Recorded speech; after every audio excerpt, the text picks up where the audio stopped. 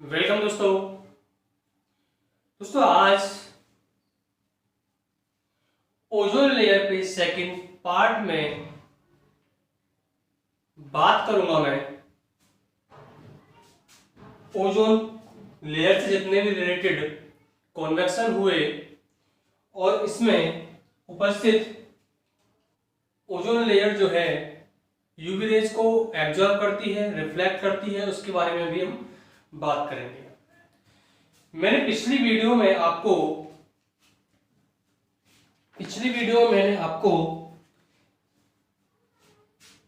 Depletion से होने वाले प्रभाव के बारे में बताया था लास्ट में। आज बात करेंगे उससे आगे। सबसे पहले मैं बात करूंगा इफेक्ट ऑफ यूवी रेज। मैं थोड़ा बात कर चुका था, लेकिन उनके थोड़े से प्रभाव जो हैं वो भी इम्पोर्टेंट हैं और यूवी रेज के बारे में बात करना बाकी रह गया था, उस बारे में भी हम बात करेंगे। देखिए जरा, यूवी रेज की अगर बात करें, पराबैंगनी किरणों में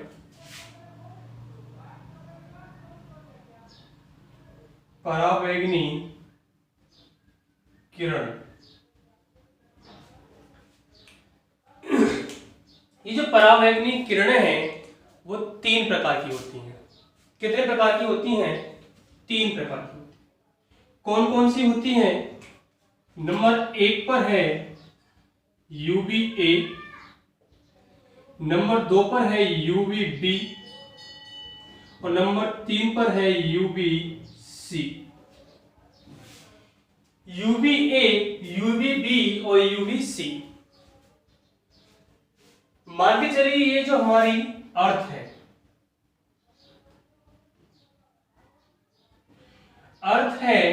और ये अर्थ है हमारा। इसके चारों तरफ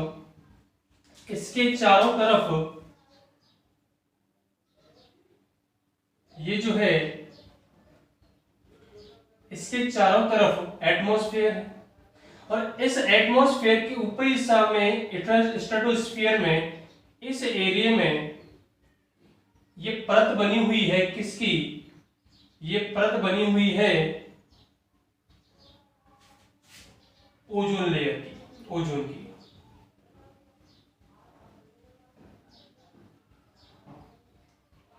ये किसकी है? ओजोन की है ये वाली परत।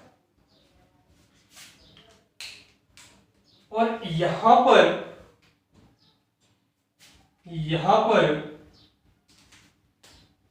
सूर्य निकला हुआ है।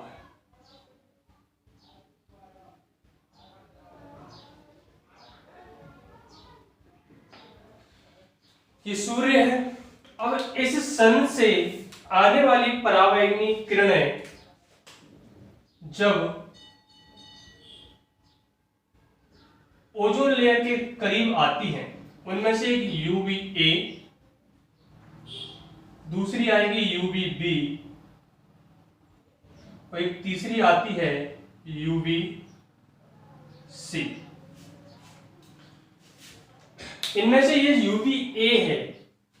यूवी ए जो हमारी जो है यूवी ए रेज है, ये जो है ओजोन लेयर के द्वारा अवशोषित नहीं की जाती है।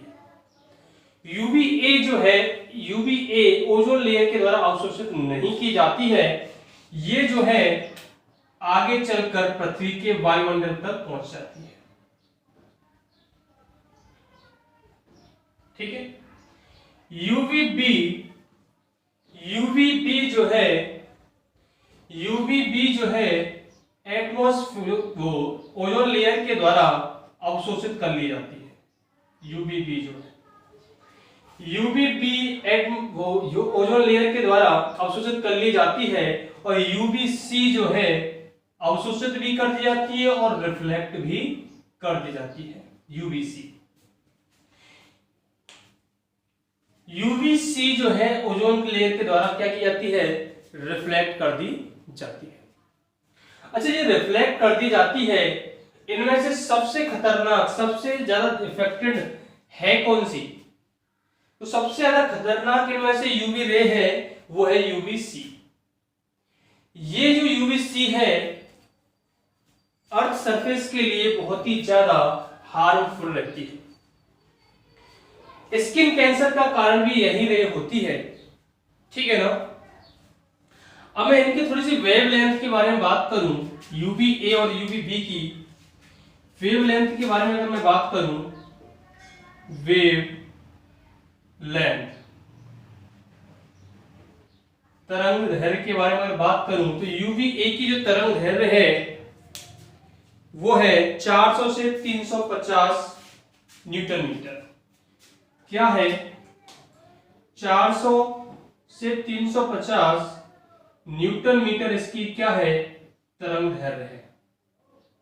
अच्छा, ये अगर पृथ्वी तक पहुंचती है तो इसका इफेक्ट क्या है? ये जो है त्वचा पर धब्बे बना देती है। अगर ज्यादा इसके संपर्क में रहें तो ये जो है त्वचा पर धब्बे बना देती है, त्वचा पर धब्बे बना देती है यूवी ए। यूवी बी जो है इसकी तरंग दैर्घ्य क्या है? यूवी बी जो है इसकी तरंग दैर्घ्य है 350 से 280 न्यूटन मीटर। 350 से 280 न्यूटन मीटर। और यदि ये जो है पृथ्वी तक पहुंचती है तो ये स्किन कैंसर का कारण भी बनती है।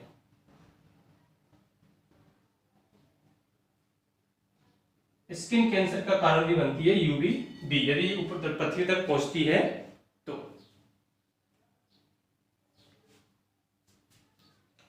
ठीक है, ये जो यूवीसी है इसकी जो वेवलेंथ है वो है 280 से लेकर 110 न्यूटन मीटर। अच्छा, इसका यूज क्या होता है? इसका यूज जो है यूवीसी का प्रयोग जर्मीशियल वेव के रूप में किया जाता है। किसके रूप में? जर्मीशियल वेव के रूप में किया जाता है।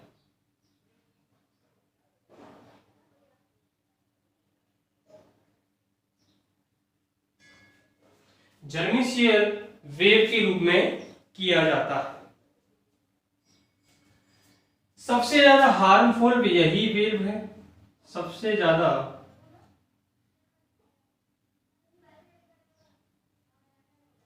हार्मफुल है।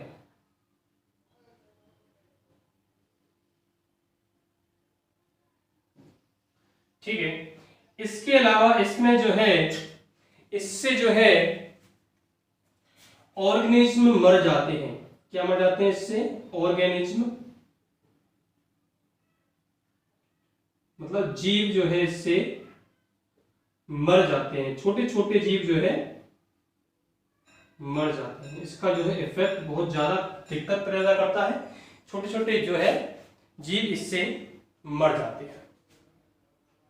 इतना आपको समझ में आ गया होगा। सबसे ज्यादा हार्मफुल कौन सी है? यूवीसी। ठीक है, इतना समझ में आ गया होगा।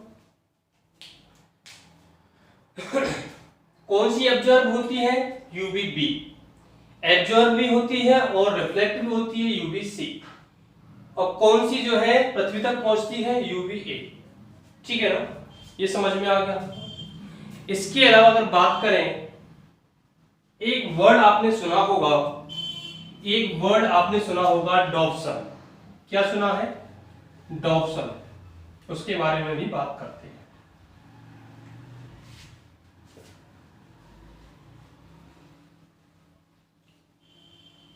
डॉप्सन के बारे में अगर बात करें,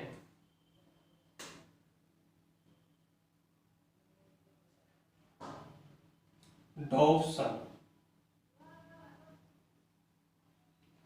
ये है क्या? डॉप्सन है क्या? ये जो है एक इकाई है, एक यूनिट है इस यूनिट का प्रयोग कहां किया जाता है? इस यूनिट का प्रयोग ओजोन की मोटाई मापने में किया जाता है। इसका प्रयोग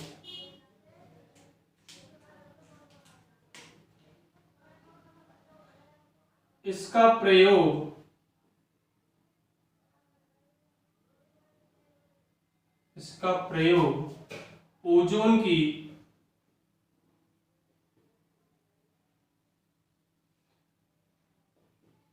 मोटाई मापने में किया जाता है।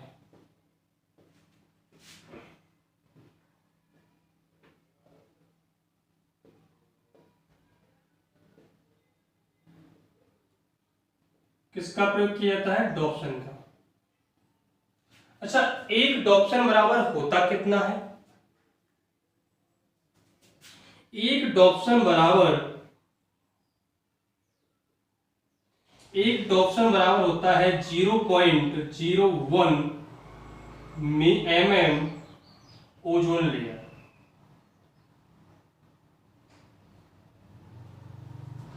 कहने का मतलब 0.01 mm ओजोन लेयर जो है वो एक डॉप्सन के बराबर होती है। किसके बराबर होती है? एक डॉप्सन के बराबर होती है। ठीक है। ओजोन लेयर की जो मोटाई है, ओजोन लेयर की जो मोटाई है, कुल मोटाई कितनी है?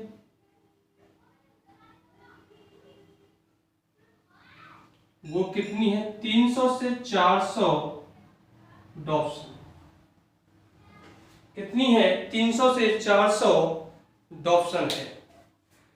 ओजोन लेयर की जो अत्यधिक सबसे ज्यादा मोटाई कहां पर पाई जाती है? सबसे ज्यादा मोटाई पाई जाती है ध्रुवों पर, पोल्स पर। सबसे ज्यादा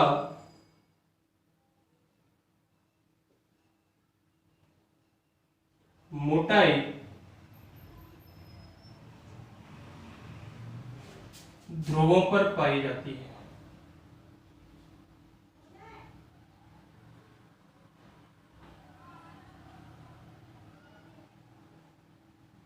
तथा भूमध्य रेखा पर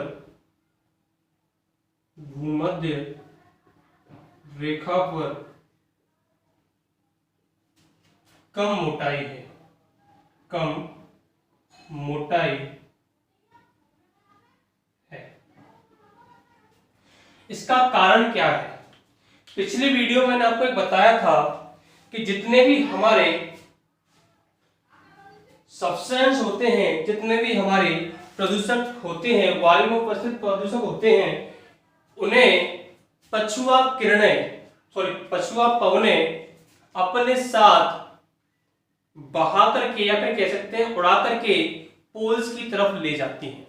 उस कारण से जब ओजोन का फॉर्मेशन होता है तो वहां की जो मोटाई है वो ज्यादा हो जाती है। अच्छा, ओजोन होल किसे कहते हैं?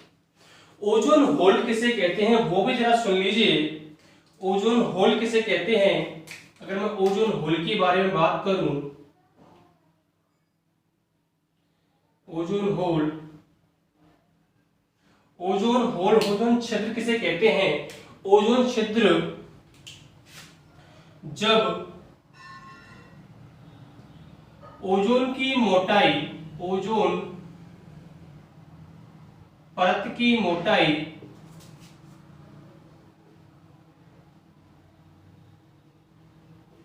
ओजोन परत की मोटाई 100 डॉप्सन से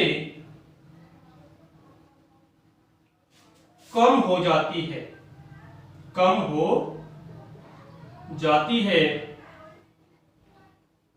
तो इसे ही ओजोन होल नाम दिया जाता है। ओजोन होल नाम दिया जाता है।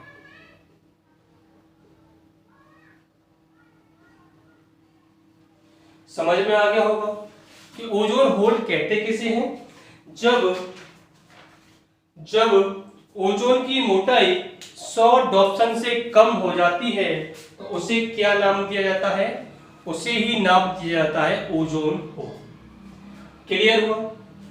अब ये अर्थ है हमारी, इसके जो पोल्स हैं वो ये पोल मान के चलते हैं, ये वाले पोल्स हैं दो। ये इक्वेटर लाइन है, इक्वेटर लाइन है ये वाली, यहां पर इसकी मोटाई कम और यहां पर इसकी मोटाई ज्यादा। ठीक है, इसकी मोटाई ज्यादा है।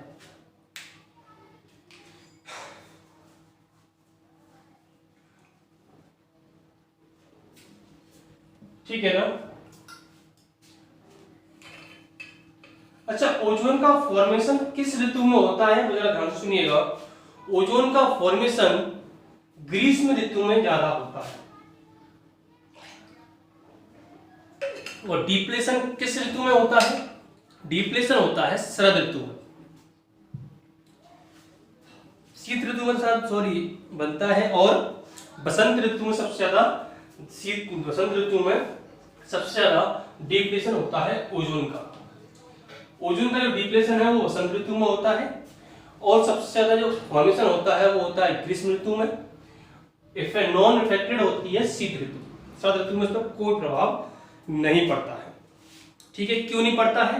कि सर्दी में जितने भी हमारे प्रदूषक होते हैं वो सर्दी में इनएक्टिव हो जाते हैं, अक्रिय हो जाते हैं, इस कारण उस पर कोई भी प्रभाव नहीं पड़ता है। ठीक है, अब हम बात करते हैं कि ओजोन क्षरण को कम करने के क्या क्या प्रयास किए गए। ओजोन क्षरण को कम करने के प्रयास के बारे में अगर बात करें, अगर ध्यान से सुनिएगा, क्या क्या प्रयास किए गए और क्या क्या उस पर इफेक्ट किस किस ने ध्यान दिया गया। ठीक है,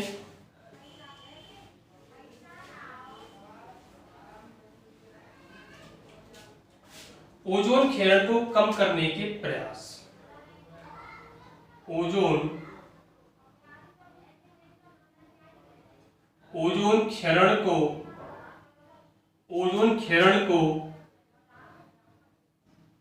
कम करने के प्रयास।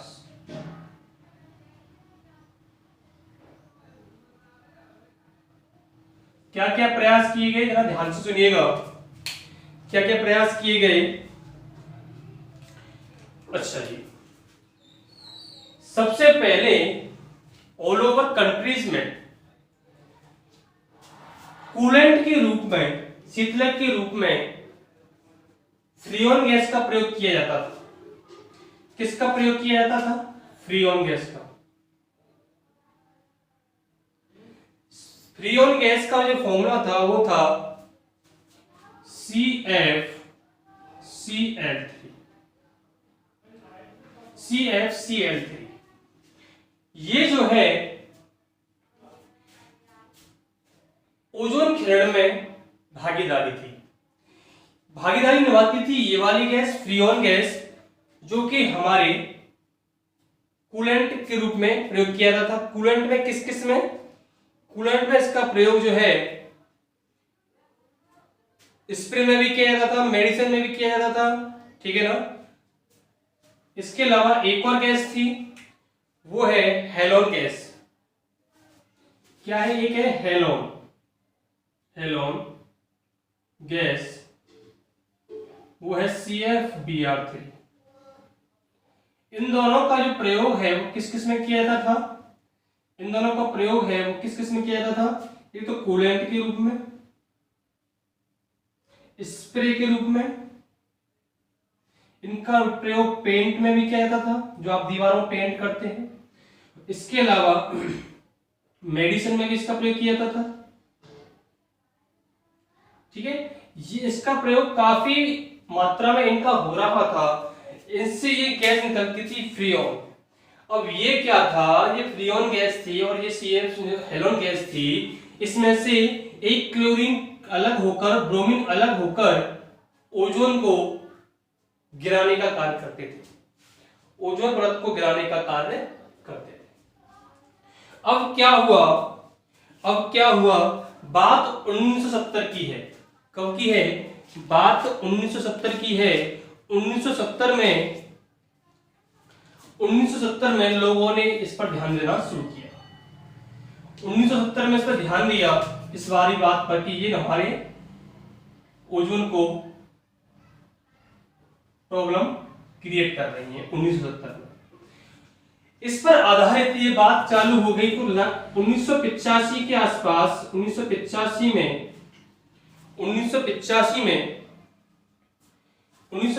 में ऑस्ट्रिया की राजधानी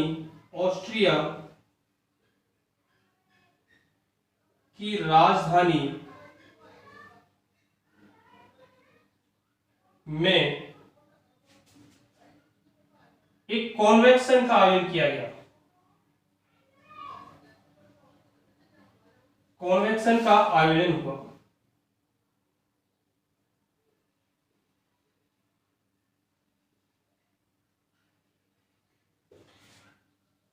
जिसका नाम रखा गया क्या? वियना कॉन्वेक्शन, वियना समझौता। ये कब हुआ? 1985 में। इसका उद्देश्य क्या था? इसका उद्देश्य क्या था? इसमें कहा गया था कि हमें ओजोन परत का संरक्षण करने की आवश्यकता है। ओजोन लेयर का संरक्षण करने की आवश्यकता। अब क्या हुआ, लोगों ने इस सुझाव को माना और इस वाले कन्वेक्शन के जो भी नियम बनाए थे उनको 1988 में लागू कर दिया। कब लागू कर दिया इसे? 1988 में लागू कर दिया। 1988 में इस कन्वेक्शन को लागू कर दिया गया। इसी की तर्ज पर कनाडा के एक शहर में, कनाडा का एक शहर है मॉन्ट्रियल। क्या नाम है? मॉन्ट्रियल शहर का नाम है। इसी के तर्ज पर कनाडा का एक शहर है जिसका नाम है मॉन्ट्रियल। कनाडा का एक शहर है मॉन्ट्रियल।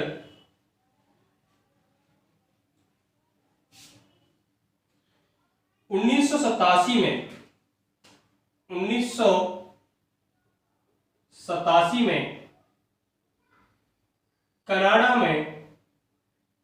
कनाडा के एक शहर जिसका नाम है मॉन्ट्रियल। क्या है? मॉन्ट्रियल। इसमें मॉन्ट्रियल प्रोटोकॉल का आयोजन किया गया। किसका आयोजन किया गया? मॉन्ट्रियल प्रोटोकॉल का आयोजन किया गया। कब किया गया? 1987 में। अब इस प्रोटोकॉल में क्या बात रखी गई?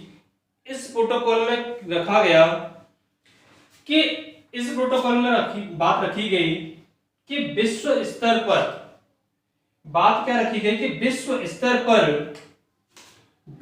स्तर पर ओजोन की संरक्षण करने की आवश्यकता है। ओजोन के संरक्षण की आवश्यकता है।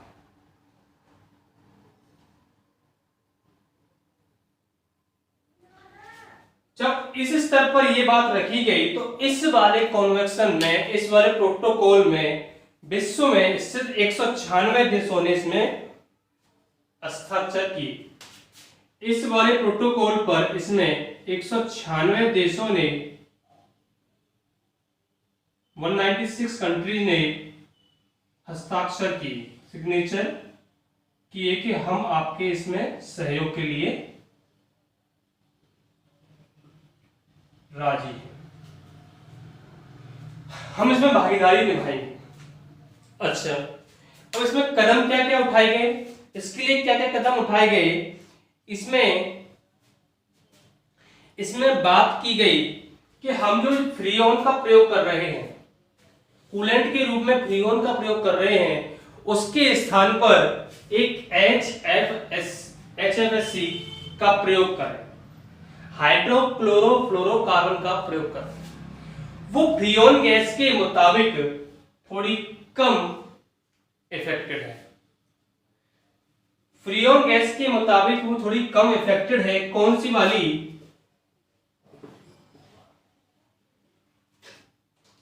इसमें बात कही गई कि फ्रीऑन के स्थान पर HFSC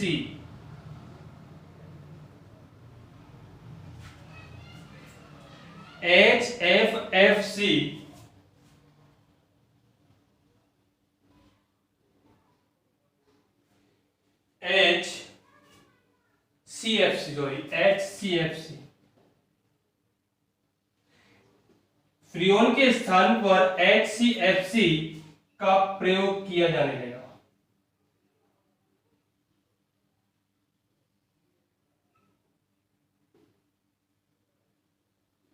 अब ये HCFC क्या है?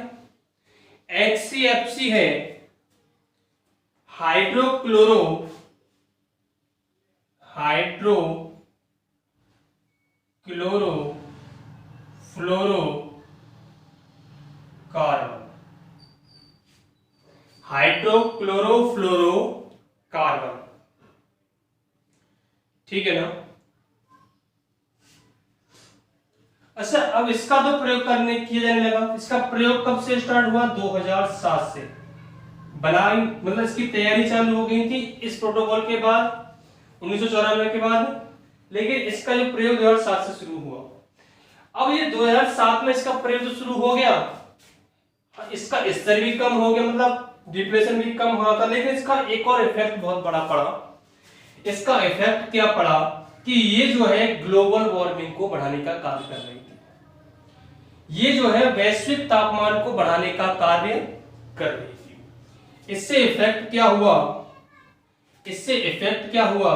ये ग्लोबल वार्मिंग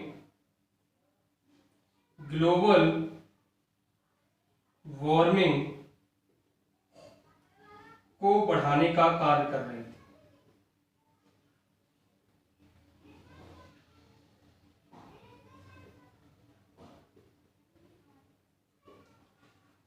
HCFC जो गैस थी वो ग्लोबल वार्मिंग को बढ़ाने का कार्य कर रही थी। जब ये ग्लोबल वार्मिंग को बढ़ाने का कार्य कर रही थी तो इसके गलत परिणाम आने लगे। तो इसके स्थान पर एक नई गैस बनाकर तैयार की गई जिसका नाम था HFC। उसमें से ग्लोबल वार्मिंग बढ़ाने का कार्य करने के लिए इसका जो है C की मात्रा इसमें से कम कर दी, क्लोरो की मात्रा कम कर दी। इसके स्थान पर एक नई गैस तैयार की गई जिसका नाम था HCF। क्या था? HFC क्या था? इसके स्थान पर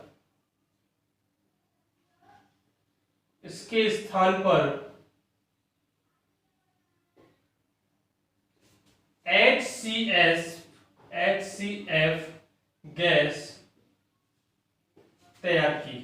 इसका भी प्रयोग कूलेंट के रूप में किया जाने लगा। अब इसमें और इसमें अंतर क्या था?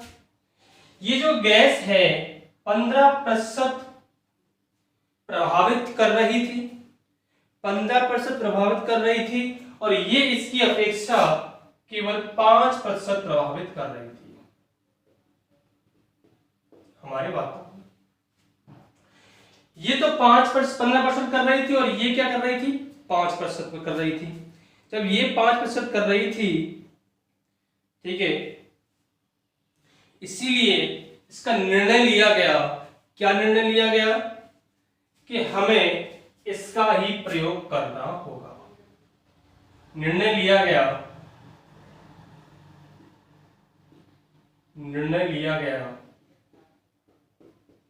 कि HCF का प्रयोग किया जाए।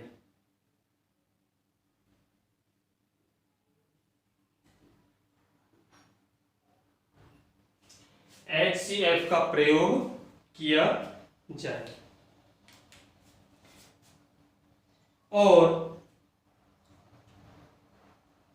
इसका एक उद्देश्य रख दिया गया, इसका उद्देश्य रख दिया गया कि HCF का प्रयोग किया जाए। इसके बाद किगाली सम्मेलन में कहा गया,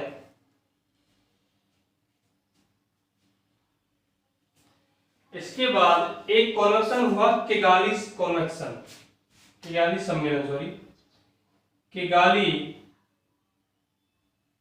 सम्मेलन में, किगाली सम्मेलन में इसके स्थान पर भी, इसके स्थान पर भी, स्थान पर HFO का प्रयोग करना बताया गया। प्रयोग करने के लिए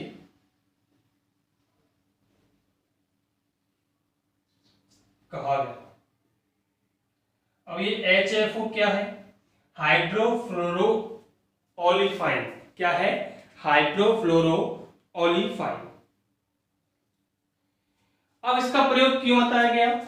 इसका प्रयोग इसलिए बताया गया, पहले तो ये एक जो असंतृप्त गैस है, क्या है? असंतृप्त गैस है,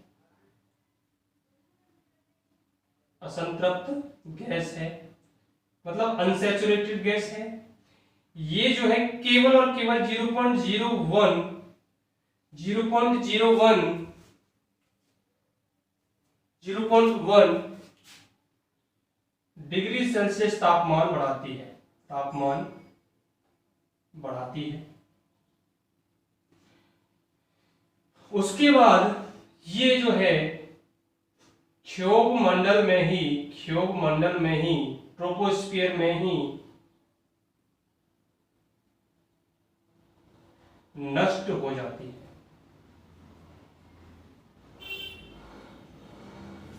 इसका प्रयोग किया जाने की शुरुआत की गई, ठीक है। और वर्तमान में जोर दिया गया है कि सिर्फ और सिर्फ सभी कंट्री HFO का ही प्रयोग करें। किसका प्रयोग करें? HFO का ही प्रयोग करें, ठीक है। इसके बाद इसके लिए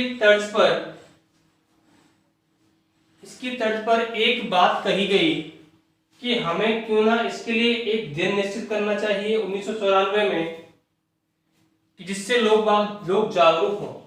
क्या हो? लोग जागरूक हों। उसके लिए इन्होंने एक दिन निश्चित किया, जिसको कहा गया 16 सितंबर 1994 में। इसके लिए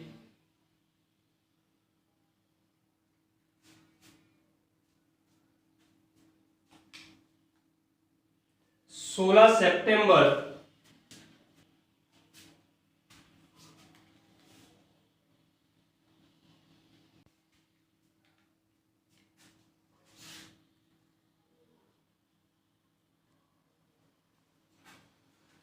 1994 में पहली बार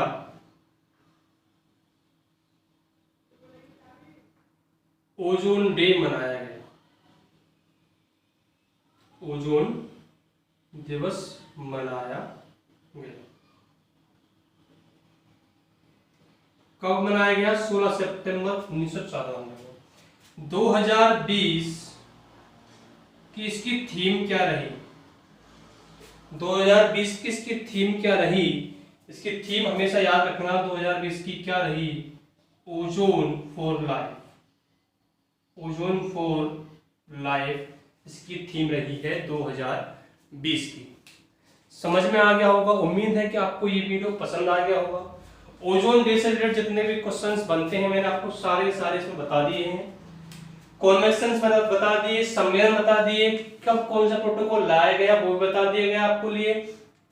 इससे रिलेटेड थीम्स ही बता दी मैंने, इसकी पूरी स्टोरी बता दी मैंने आपको। उम्मीद है कि आपको ये वीडियो समझ में जरूर आएगा होगा।